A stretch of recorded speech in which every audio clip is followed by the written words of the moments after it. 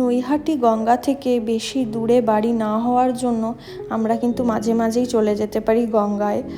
তো সেরকমই আবারও গঙ্গায় চলে গেছিলাম আমরা। গঙ্গার হাওয়া খেলে কিন্তু মন মেজাজ দুটোই ভালো হয়ে যায় আমার।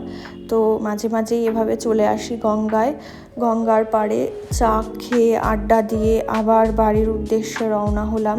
আর বাড়ির যাওয়ার পথে এখান থেকে একটা বজরংবলীর ফটো কিনে নিলাম। তারপর বাড়ির পথে যখন যাচ্ছিলাম রাস্তায় একটা আইসক্রিমের দোকান দেখে আবার আইসক্রিমের ক্রেভিং উঠে যায়। আর তারপর অনেক আইসক্রিম বাছার পর আমি 2টো আইসক্রিম নিয়ে বাড়ি চলে আসি। আর আইসক্রিমগুলো নিয়ে এসে তারপর রাতে খাবার খেয়ে শুয়ে পড়ি। আর পরদিন সকালে আবার রান্নায় বসে যাই। রান্না করছিলাম কচুর শাক। শাকটা কিন্তু খেতে দারুণ হয়েছিল। তারপর স্নান করে আমি আমার পার্সেল এসেছিলো সেটা ওপেন করে নিলাম মিন্ত্রা থেকে।